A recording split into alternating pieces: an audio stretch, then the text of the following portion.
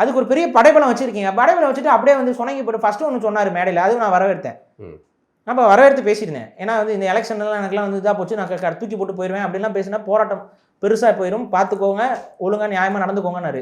இப்போ அடுத்து என்ன பண்ணுறீங்க? இப்போ எல்லாரும் போய் பதிவு பண்ணுங்கிறீங்க. விஜயும் அதான் சொன்னார், நீங்களும் அதான் சொல்றீங்க. என்ன நீங்கள் கொள்கையில் பெருசாக என்னத்தை மாறிட்டீங்க ரெண்டு பேரும்? இப்போ விஜயும் அதான் சொல்கிறாரு, அவரும் அவர் வாக்குகளை பாதுகாத்துக்கணும். இப்போ நீங்களும் அதே தான் பண்ணுறீங்க. ரெண்டு பேரும் ஒரே உடல் மொழி.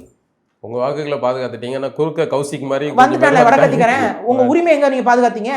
உங்க வாக்குகளை பாதுகாத்திட்டீங்க, உங்க உரிமையை நீங்க விட்டு கொடுத்துட்டீங்கல்ல. நான் என்ன சொல்றேன், தேவையில்லை. இந்த முறைகேடான ஜனநாயக முறையில் தமிழ் தேசியத்தை நிலைநாட்டுறதுக்கு நாங்கள் முயற்சி பண்ணுறோம். ஜனநாயக முறையில் நீ தமிழ் தேசியத்தை நீ குரலை நெசுக்கணும் அப்படின்னா எந்த முறையில் தமிழ் தேசியம் சாத்தியப்படுமோ அந்த முறையே என்னுடைய பார்த்துக்கிறோம் நாங்கள். இப்போ அவ்வளோதான் நான் சொல்ல முடியும். நீ ஜனநாயக முறையில் கழுத்து நடிச்சின்னா அடுத்து எங்களுக்கு என்ன முறை இருக்கோ அந்த முறை தான்டா, அவ்வளோதான். வேற என்ன எங்களுக்கு இருக்குது? இவ்வளோதான். இதுதான் நம்ம ஸ்டேட்மெண்ட்டாக சொல்லிட்டு போனோம். இதை நான் செய்கிறனோ இல்லை அடுத்து வரவங்க செய்வாங்க.